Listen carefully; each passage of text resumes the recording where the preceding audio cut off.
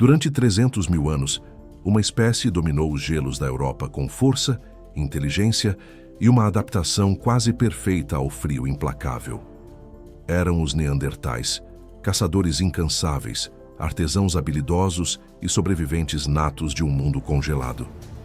Mas há cerca de 50 mil anos, um novo rosto surgiu nas estepes europeias, mais alto, mais esguio, vindo de terras quentes ao sul. Éramos nós, Homo sapiens, recém-chegados da África. Por mais de 10 milênios, duas humanidades caminharam lado a lado, ou talvez frente a frente, sob céus carregados de neve. Caçaram os mesmos bisões, enfrentaram as mesmas tempestades, dividiram o mesmo ar gelado. No entanto, apenas uma delas permaneceu. O que realmente aconteceu nesse longo encontro entre primos evolutivos? Se você quer desvendar os segredos dessa épica convivência pré-histórica, não esqueça de curtir este vídeo e se inscrever no canal. É assim que você ajuda a trazer mais histórias como essa diretamente do passado para o seu presente. O campeão do gelo. Os Neandertais eram verdadeiras máquinas de resistência. Os homens mediam, em média, 1,65 metro.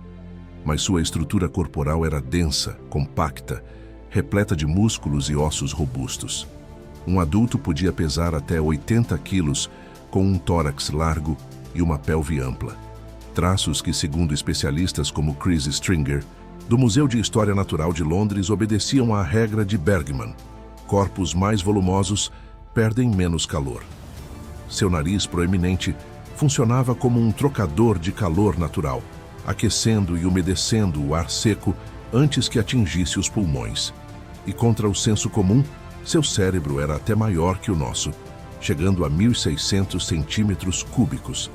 Durante séculos, essa combinação fez deles os senhores absolutos da Europa glacial. O estrangeiro do sul. Do outro lado, Homo sapiens, conhecido na Europa da época como homem de Cro-Magnon, trazia um corpo moldado pelas savanas africanas. Mais alto, com pernas longas, quadris estreitos e tendões elásticos, nosso corpo foi projetado para economizar energia em deslocamentos prolongados. Estudos biomecânicos indicam que gastávamos até 30% menos calorias para nos mover do que um Neandertal. Nosso cérebro era ligeiramente menor, cerca de 1.400 cm3, mas, como veremos, volume não é sinônimo de vantagem. Chegamos como intrusos em um continente hostil, uma espécie tropical tentando sobreviver em um congelador natural. Armas. Força bruta versus engenhosidade. A diferença mais marcante entre os dois grupos estava nas ferramentas. Os Neandertais dominavam a indústria musteriense. Seus artefatos, feitos com a técnica Levallois, eram eficazes, lascas afiadas, pontas de lança resistentes, tudo pensado para uso direto e próximo. Um único pedaço de sílex servia para esfolar, cortar e perfurar.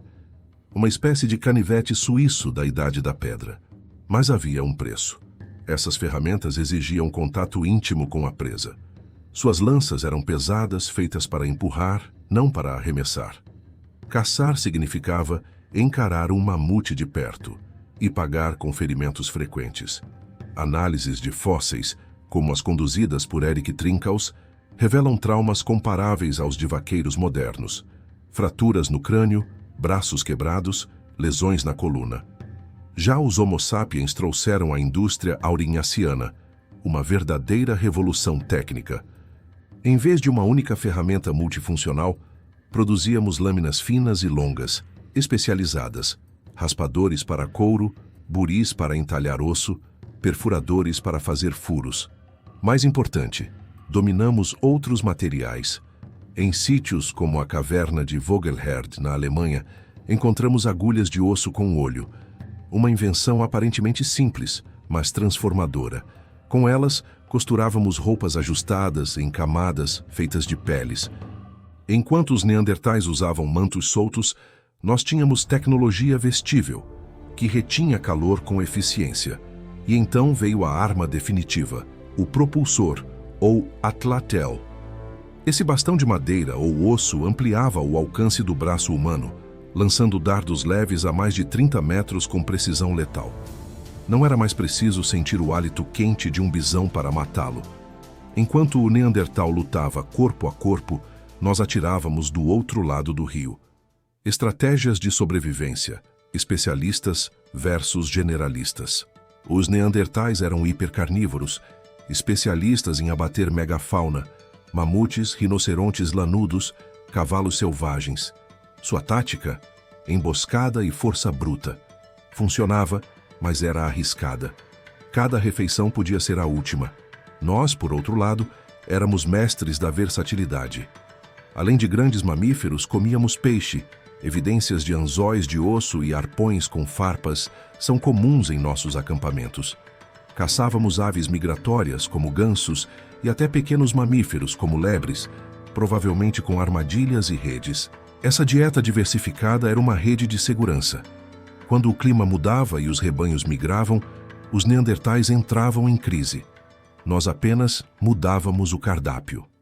A verdadeira arma, a mente coletiva. Por muito tempo, acreditou-se que os neandertais eram menos inteligentes. Hoje sabemos que não era isso.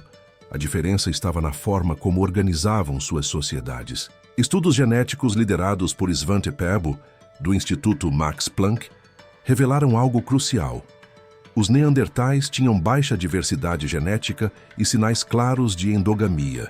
Viviam em grupos pequenos, talvez 10 a 20 indivíduos, isolados uns dos outros. Nós, ao contrário, construímos redes sociais vastas. Conchas do Mediterrâneo aparecem em sítios na França. Sílex de alta qualidade viajava centenas de quilômetros. Isso mostra trocas regulares entre grupos distantes, de bens, ideias, tecnologias e parceiros. Essa conectividade era um seguro contra o desastre. Se um clã passava fome no inverno, podia buscar ajuda em outro. Mais ainda, inovações não morriam com um único grupo. A agulha, o propulsor, a técnica de fogo controlado, tudo se espalhava rapidamente. E havia um ingrediente final, o pensamento simbólico. Ambos usavam ornamentos. Os neandertais usavam garras de águia e talvez pintassem paredes, como em El Castillo, na Espanha. Mas nós demos um salto. As cavernas de Chauvet e Lascaux, com suas pinturas de 30 mil anos, não eram apenas arte. Eram centros rituais, espaços de identidade coletiva. Flautas de osso, estatuetas femininas, colares de dentes. Tudo isso criava mitos, regras e laços entre estranhos. Enquanto o Neandertal confiava na família imediata, nós construíamos tribos inteiras unidas por crenças compartilhadas. O fim silencioso. Não houve guerra total nem genocídio organizado. A derrota dos Neandertais foi lenta, quase invisível. Uma competição silenciosa por recursos em um mundo instável. Eventos climáticos abruptos, como os eventos de Heinrich, causaram mudanças drásticas na vegetação e na fauna. Nossas redes sociais, nossa dieta flexível, nossas roupas eficientes e nossas armas de longo alcance nos deram uma vantagem cumulativa. Enquanto isso, os pequenos grupos neandertais, isolados e dependentes de presas específicas, foram sendo empurrados para os cantos mais remotos da Europa, até desaparecerem por volta de 40 mil anos atrás, provavelmente na região de Gibraltar.